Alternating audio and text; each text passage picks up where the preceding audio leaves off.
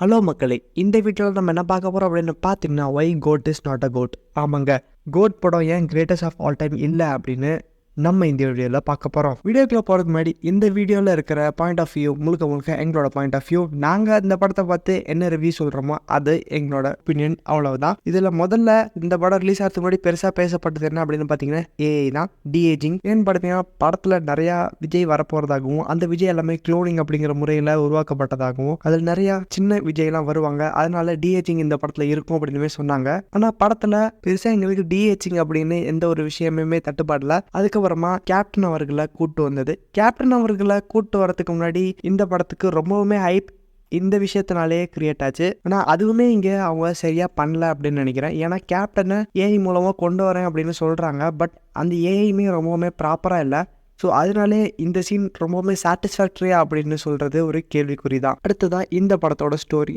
ஆரம்பத்தில் இந்த க்ளோனிங் முறையை சொல்கிறப்போ இந்த படம் ஜிமினி மேனோட காப்பி அப்படின்னு நிறைய பேர் சொல்லிட்டு இருந்தாங்க. இந்த டீம் என்ன சொல்லுச்சு அப்படின்னு பார்த்தீங்கன்னா, படத்தோட காப்பி இல்லை, இந்த படம் வேற கதை, அது வேற கதை அப்படின்னு சொல்லிட்டு இருந்தாங்க. ஆனால் ஒரிஜினலாக இந்த படத்தோட கதை அப்படின்னு பார்த்தீங்கன்னா ரொம்பவுமே ஒரு பழைய கதை தான். இது நமக்கு ஒன்றும் ஒரு புது கதை இல்லை, இது நம்ம எம்ஜிஆர் காலத்திலே பார்த்த கதை தான். வில்லன் ஹீரோட பயணம் எடுத்து வளர்க்குறது அப்படிங்கிறது. அடுத்ததா படத்தோட மேக்கிங்குமே இந்த படம் இன்டர்நேஷனல் லெவலுக்கு இருக்கு அப்படின்னு சொல்றாங்க. பட் இங்க இன்டர்நேஷனல் அப்படின்னு அவங்க எதை மீன் பண்றாங்க அப்படின்னு பார்த்தீங்கன்னா, இந்த படம் நிறைய கண்ட்ரீஸ்ல நடக்கிற மாதிரி காட்டுறாங்க, அது மட்டுமே சொல்றாங்களே தவிர சப்போஸ் அந்த சீன்லாம் நம்ம ஊர்ல வச்சிருந்தா கூட எதுவுமே சேஞ்ச் ஆயிருக்காது. அண்ட் ஃபைட் சீக்வன்ஸுமே இந்த படத்துல பெரிய விஷயமே எங்களுக்கு பார்க்க முடியல, நார்மலா தான் இருந்துச்சு. அண்ட் ரெஃபரன்சஸ் இந்த படத்துல நிறைய ரெஃபரன்ஸ் வரும் அப்படின்னு இந்த படத்தோட ரிலீஸ்க்கு முன்னாடியே சொல்லிட்டு இருந்தாங்க. ஸோ இந்த டீமுமே இந்த ரெஃபரன்ஸை வச்சு படத்தை ஹைப்பேத்தி மக்கள்கிட்ட சேர்த்துடலாம் அப்படின்னு சொல்லியிருக்காங்க. பட் ரெஃபரன்ஸ்லாம் கொடுத்துருக்காங்க, அது ஏதோ கொடுக்கணுமே அப்படின்னு கொடுத்த மாதிரி தான் இருந்துச்சு சீரியஸாக. அண்ட் சாங்ஸ் இந்த படத்தில் பெருசாக சொல்லிக்கிற மாதிரி இல்லை. எங்களுக்கு பர்சனலாக கடைசியாக வந்த சாங்ஸ் ஓகேவா இருந்துச்சு.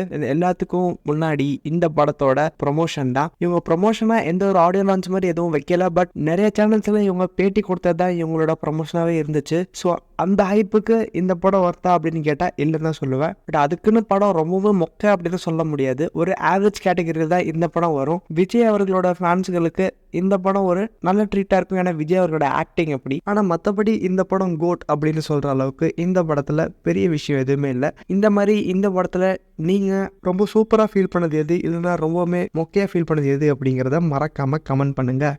தேங்க்யூ.